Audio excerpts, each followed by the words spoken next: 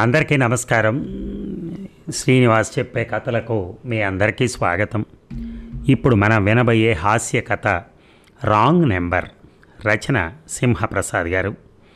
మరి కథలోకి వెళ్దామా? ట్రింగ్ ట్రింగ్ ట్రింగ్.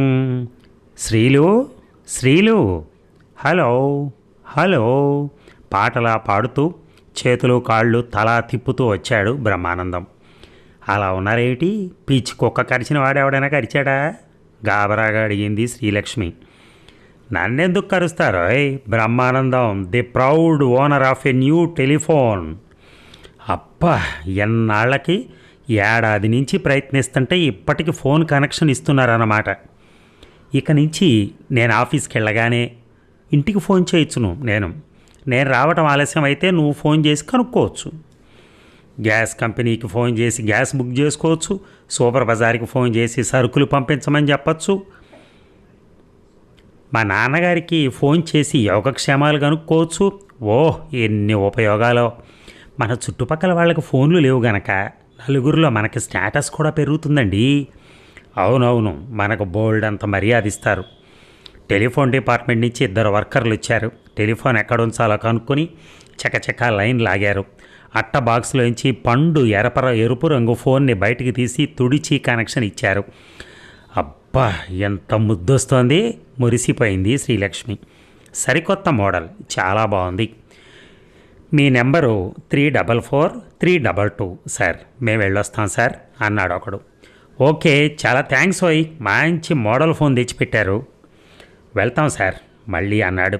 ఓకే, వెళ్తాం సార్. అనుమానం వచ్చి వాళ్ళ వంక చూశాడు. వాళ్ళు తన వంక చూస్తూ నిల్చున్నారు తప్ప వెళ్ళే ప్రయత్నం ఏమీ చేయటం లేదు. ఓహోహో, మరిచిపోయాను అని జేబులోంచి ఒక 50 నోటు తీసిచ్చి సినిమాకి వెళ్ళండి అన్నాడు బ్రహ్మానందం. థ్యాంక్స్ అండి, మరి మా మామూలు 100 రూపాయలు సార్. మరీ రేట్లు పెంచేస్తే ఎలాగా అంటూ మరో 50 ఇచ్చాడు. ఇంకో 50 ఇవ్వాలి సార్. అదేమిటి, ఇందాక 50 ఇచ్చాను కదా, ఇప్పుడు 50, మొత్తం 100 సరిపోయింది కదా. ఇచ్చారు సార్, కానీ ఇందాకటి 50 సినిమా చూడటానికి ప్రత్యేకంగా ఇచ్చిన బోనస్ సార్. అది ఇది ఇందులో చూసుకోండి, ఎందుకు వచ్చింది? కుదరదు సార్, దేని దారి అందే, ఏ లైను ఆ లైనే. ఏడుస్తూ ఇంకో 50 ఇవ్వగా సెల్యూట్ చేసి వెళ్ళిపోయారు. భార్య వంక చూసి వెర్రిగా నవ్వాడు బ్రహ్మానందం. గొప్పలకు పోయి 50 తగలేశారు అని విసుక్కుంది. కావాలని ఇచ్చారు శ్రీలు. వాళ్ళతో కనెక్షన్ బాగోలేకపోతే ఏం చేస్తారు? లైన్ పీకేస్తారు. ఫోన్ డెడ్ అయినా సరే పట్టించుకోరు. ఎక్కువ బిల్లులు వచ్చేస్తూ ఉంటాయి మనకి. అందుకనే కొద్దిగా ఎక్కువ ఇచ్చానన్నమాట. సరేలేండి, కానీ నేను హారతి ఇచ్చి కొబ్బరికాయ కొట్టే వరకు ఫోన్ ముట్టుకోవద్దు. ఫోనుకు బొట్టు పెట్టి హారతి ఇచ్చి కొబ్బరికాయ కొట్టింది శ్రీలక్ష్మి. మొదటిసారి ఎవరికి చేయను చెప్పమా? మీ ఆఫీసర్కి చేయండి. ఆయన భార్య ఉంటే ఫోన్ నాకివ్వండి. మనకి ఫోన్ వచ్చిందని ఫోజ్ కొడతాను. ఆఫీసర్ నారాయణ గారింటికి ఫోన్ చేశాడు. Hello, Narayana here. నమస్తే సార్, నేను బ్రహ్మానందాన్ని. ఏమిటోయ్, ఆఫీస్ నుంచి ఫోన్ చేస్తున్నావా? Very good. ఆదివారం నాడు కూడా ఆఫీస్కి వెళ్ళి పని చేస్తున్నావంటే యు ఆర్ రియల్లీ గ్రేట్. అసలు నీలాంటి వాళ్ళు దేశానికి ఎంతో అవసరం అయి. ఇబ్బందిగా కదిలాడు బ్రహ్మానందం. సార్, మరేమో ఆఫీస్కి బయలుదేరబోతుంటే టెలిఫోన్ వాళ్ళు వచ్చి ఫోన్ కనెక్షన్ ఇచ్చారు సార్. మొదటిగా మీకు ఫోన్ చేశాను. గుడ్ గుడ్, చాలా సంతోషం మిస్టర్ బ్రహ్మానందం. ఈ రోజున ఫోన్ ప్రాథమిక అవసరం అయిపోయిందో. క్విక్ కమ్యూనికేషన్కి ఎంతో ఉపయోగపడుతుంది. ఇంటింటికి ఫోన్ సౌకర్యం వచ్చినప్పుడే మన దేశం నిజంగా అభివృద్ధి చెందినట్టు. కరెక్ట్గా చెప్పారు సార్. సార్, మా ఫోన్ నెంబర్ 344-322. అన్ని అంకెలు కూడితే 9 అయిందో. Are very lucky. Thank you sir. Phone పెట్టేశాడు. వాళ్ళ ఆవిడ్ని పిలవలేకపోయారా? సరేలే, ఈయన సుత్తే భరించలేకపోతున్నాను. ఇంక ఆవిడ కూడా వస్తే ఆనక తీరిగ్గా సుత్తేయించుకో. మనం గమనించలేదు కానీ మన గొప్ప నెంబర్ శ్రీలు. టోటల్ చేస్తే 9 వస్తుంది. Lucky number. ఓ, భలే కలిసి వచ్చిందండి. ఒక్క 5 నిమిషాల్లో ఇరుగు పొరుగు అందరికీ చెప్పేసి వస్తానండి. ఏమిటో ఆనందం భరించలేకపోతున్నాను. శ్రీలక్ష్మి పని కట్టుకుని పక్కెళ్ళకెళ్ళి గొప్పగా ఫోన్ వచ్చిన సంగతి చెప్పింది. అవసరమైతే ఉపయోగించుకోమని కూడా చెప్పింది. మరో 2 గంటలకి పక్క వీధిలో ఉండే ఒక ఆసామి వచ్చాడు. అతడు ఎవరై ఉంటారా అని చూస్తుంటే అతడే నోరు విప్పాడు. అలా దేభ్యమొహాలు వేసుకొని చూస్తున్నారేంటి? నా పేరు ఏవిఎస్ రావు. కొందరు సలహాలు రావు అంటారు, ఇంకొందరు ముద్దుగా ఏవిఎస్ అంటారు. మీరు కూడా అలా పిలవచ్చు. అలాగా అండి, రండి రండి ఆహ్వానించాడు బ్రహ్మానందం. సోఫాలో కూర్చుని అంతా పరిశీలనగా చూశాడు. ఫోన్ అలా టీపాయ్ మీద పెట్టకూడదు. దానికోసం రౌండ్ టేబుల్స్ ప్రత్యేకంగా వస్తున్నాయి, అవి కొనండి. దాని మీద ఎంబ్రాయిడరీ చేసిన క్లాత్ కూడా వేయండి, తెలిసిందా? సోఫాని కొంచెం అటుగా తిప్పండి. హాయిగా ఫ్రీగా సోఫాలో కూర్చుని ఫోన్ చేసుకోవచ్చు. ఫోన్ పక్కన ఒక పెన్ను నోట్బుక్ ఉంచుకోండి, ఏమైనా నోట్ చేసుకోవడానికి ఉపయోగిస్తాయి. ఈ పక్కన ఫ్లాస్క్లో చల్లని నీళ్లు 2 గాజు గ్లాసులు పెట్టండి. ఇకపోతే కాలు కోసం వెయిట్ చేయాల్సి వచ్చినప్పుడు బోరు కొట్టకుండా టేప్ రికార్డర్ కొత్త క్యాసెట్స్తో సహా ఈ పక్కన ర్యాక్లో పెట్టండి. చిన్న సైజు సలహాల ఉపన్యాసం ఇచ్చి ఆ పైన టపటప 1 డజన్ కాల్స్ చేసేశాడు. ఏమిటో బ్రహ్మానందం, ఎస్టీడీ ఫెసిలిటీ లేదా? పరమాశ్చర్యంగా అడిగాడు. పెట్టించలేదు సార్.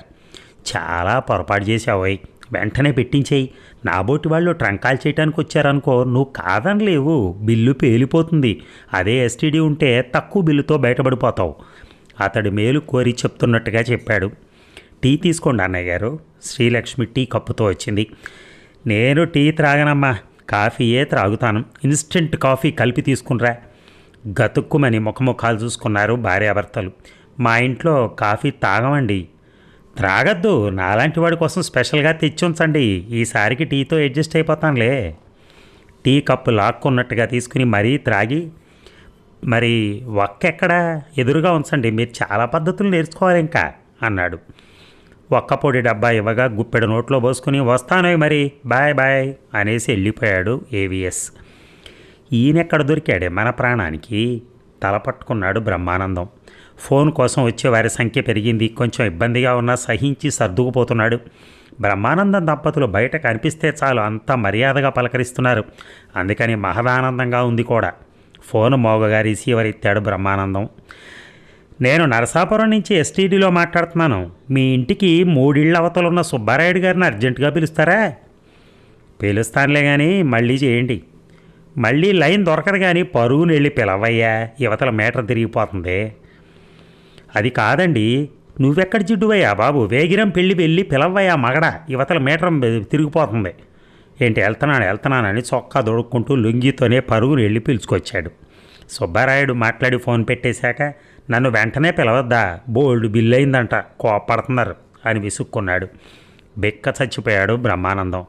అతడు వెళ్ళాక ఫోన్ని ఫ్రీగా ఉపయోగించుకుంటూనే ఎదురు తాటాకులు కడుతున్నారు చూడు, ఫోన్ లేని పీకేద్దాం అనిపిస్తుంది స్త్రీలు. నిజమేనండి, ఎప్పుడు ఎవరో ఒకళ్ళు వస్తున్నారు, బొత్తిగా ప్రైవసీ లేకుండా పోయింది. స్నానం చేసి నైటీ తొడుక్కుని వస్తూ అంది శ్రీలక్ష్మి. అమ్మాయి గారు ఈవేళ జిగేలుమని మెరిసిపోతున్నారు, ఏంటి కథ? ఇవాళ పౌర్ణమి, చిలిపిగా నవ్వింది. ఓ, అయితే డాబా మీద వెన్నెల్లో ఎవరైనా వింటారు. తలగడా పరుపు తీసుకో, పద.